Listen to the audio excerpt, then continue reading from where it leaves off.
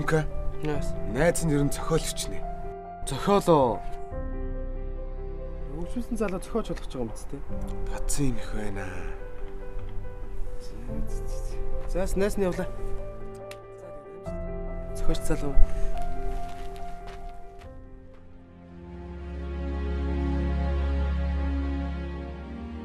Дайн бол дэлхийн айдас байлаа.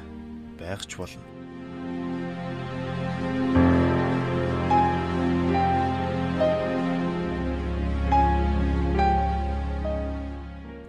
Эх орон эмс охтынхоо төлөө цэрэг ирчүүд ам бие үл хайрлан цусд тэмцлийг хийж явсан юм.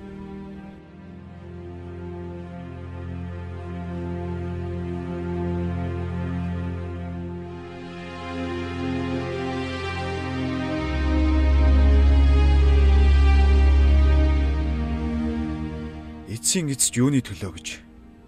Төлөөс нь яг юу юм бэ? Олон хүүхдийг өнчрүүлж, шаналл, зовлон, нулимс урсаж байж эцсийн эцэст нэгнийхээ ялалтаар дуусдаг. Дайн бол хүмүүний хүслэн биш. Хүсээд ч бий болгодог зүйл биш. Энэ бол амьдралын аз жаргалтай агшнаас алсуур явж өнгөрөх зүйл юм.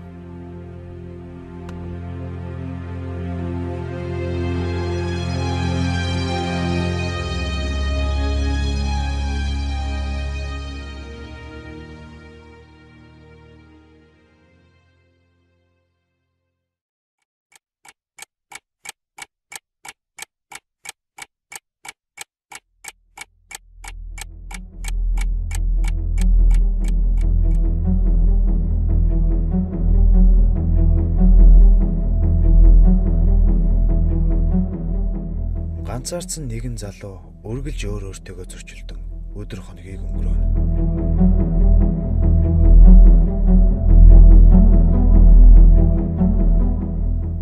Хорлоо. Хизээ нэгэн өдөр чамайг энэ хаалгаар ороод ирнэ гэдгийг би мэдэж байсан юм.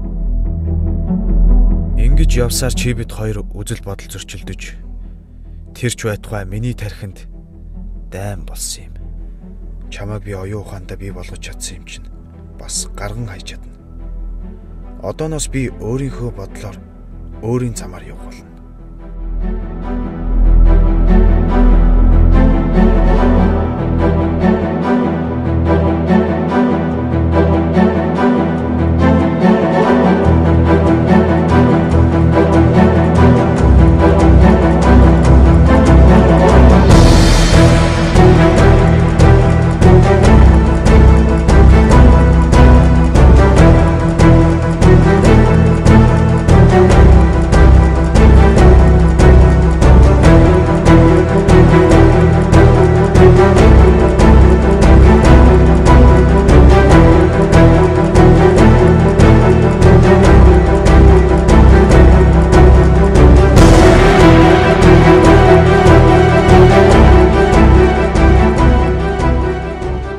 Ингээд бодоход хүн өөр өөрийнхөө хамгийн том дайсан.